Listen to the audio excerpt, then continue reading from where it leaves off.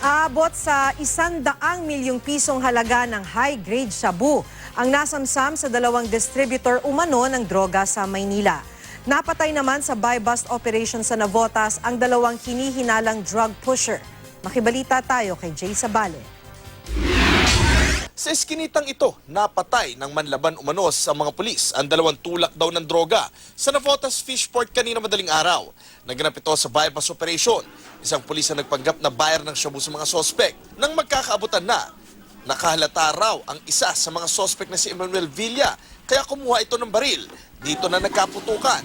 Bukod kay Villa, napatay rin ang kasamahan niyang nakilala sa alias na Arne. Nakuha sa mga sospek ang isang caliber 45 na baril, caliber 38 at 3 sachet ng hinihinalang shabu. Sa ikinasa namang buy-bust operation ng Manila Police District sa Binondo, nasa kote ang dalawang high-value drug target. Mga distributor daw ng droga sina Romel Rodriguez at Albert Gasingan. Sa ikinasang operasyon, 20 kilo ng high-grade shabu ang nakuha sa mga sospek na tinatayang nagkakalaga ng 100 milyong piso. Malamang daw ay imported ang shabu dahil mas mataas ang kalidad nito kumpara sa shabung ginagawa sa Pilipinas. Malaki rin ang posibilidad na mula ito sa China. We find no reason kung bakit ibalot siya ng carbon paper. So this could be, yun nga,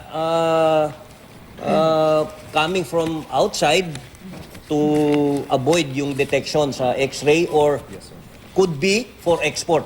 Ang mga naaresto ay bahagi raw ng tinatawag nilang Binondo Connection na kinabibilangan ng mga Chinese at Filipino national. Sa Binondo daw nakabase ang grupo. Wala namang indikasyong doon ginagawa ang droga pero posibleng may imbakan sila roon.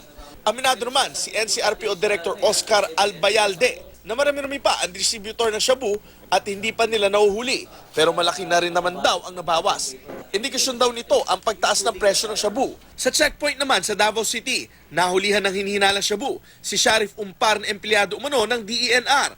Nasamsam sa sasakyan ni Umpar ang ilang pakete ng hinihinalang shabu. Wala siyang pahayag. Sa Mandawi City, Cebu naman, arestado ang may live-in partner na sina William Tantan at Maricel Alforque sa tulong ng Oplan Text Hang. Isa itong bagong pamamaraan ng paglaban sa droga na inilunsad ng pulisya sa lungsod. Sa pamamagitan ng pagtitext sa Mandawi City Police Hotline, maaring magbigay ng impormasyon tungkol sa mga pusher. Kapag nagpositibo ang operasyon, makakatanggap ang nagsumbong ng libreng prepaid load. Jay Sabale, GMA News.